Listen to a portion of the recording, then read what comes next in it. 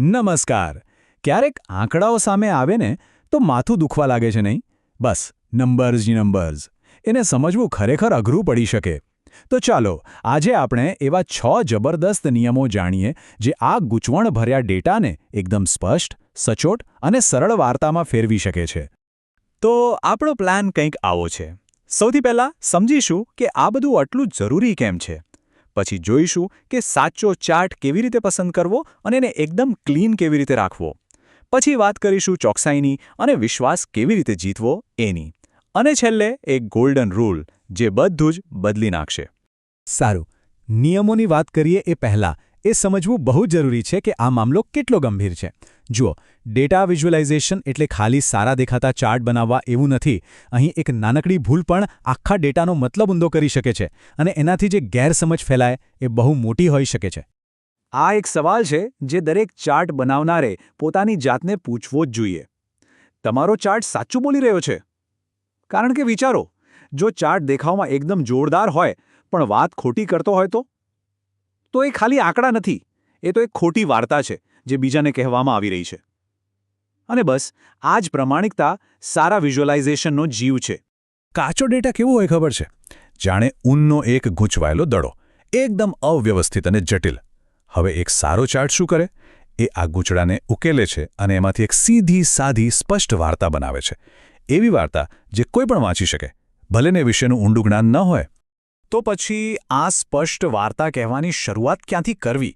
વેલ, એની શરૂઆત બે બહુ જ પાયાના નિર્ણયોથી થાય છે. પહેલું, વાર્તા કહેવા માટેનું સાચું ટૂલ એટલે કે ચાર્ટ પસંદ કરવો. અને બીજું, એને એવી રીતે રજૂ કરવો કે જોતાં જ બધું સમજાઈ જાય, કોઈ કન્ફ્યુઝન જ નહીં. ચાલો આવીએ આપણા પહેલા નિયમ પર, સાચા ચાર્ટની પસંદગી. જુઓ, દરેક ચાર્ટનો પોતાનો એક ખાસ મકસદ હોય છે. માની લો કે તમારે સમય સાથે થતા ફેરફાર બતાવવા છે તો લાઇન ચાર્ટ બેસ્ટ છે. પણ જો કોઈ એક આખી વસ્તુના ભાગ બતાવવો હોય તો પાઈ ચાર્ટ કામમાં આવે. જો અહીંયા ભૂલ કરી તો સમજો કે શરૂઆત જ ખોટી થઈ.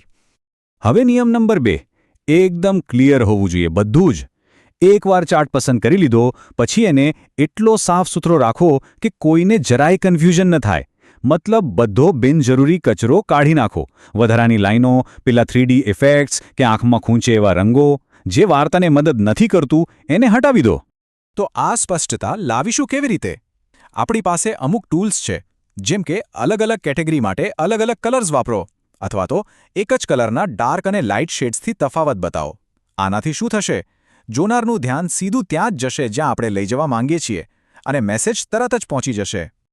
ઓકે, તો આપણો ચાર્ટ હવે દેખાવમાં તો સરસ અને સ્પષ્ટ છે, પણ શું એ સાચો છે? કારણ કે ખાલી સુંદર દેખાવું પૂરતું નથી. હવે આપણે એવા નિયમો પર આવીએ છીએ જે ચોકસાઈનો પાયો છે.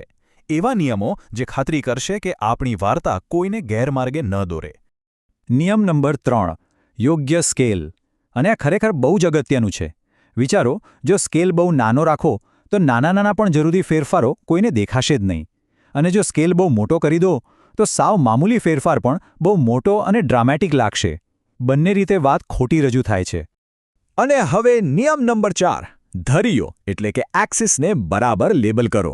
જો આ ન કર્યું તો તમારો ચાર્ટ બિલકુલ અર્થ વગરનો છે.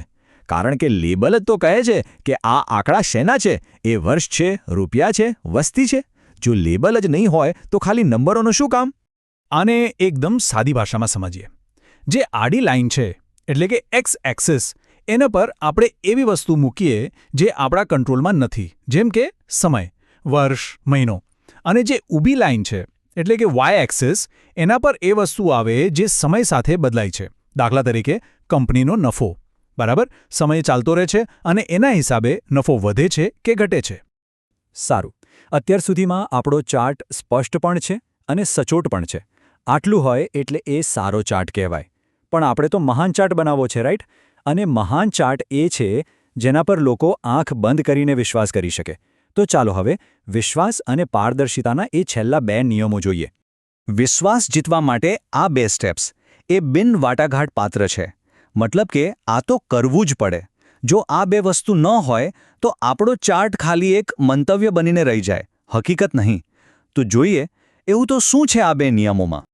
નિયમ નંબર 5, ડેટા ક્યાંથી લાવ્યા એ કહો. હંમેશા એ જણાવો કે આ આંકડાનો સોર્સ શું છે.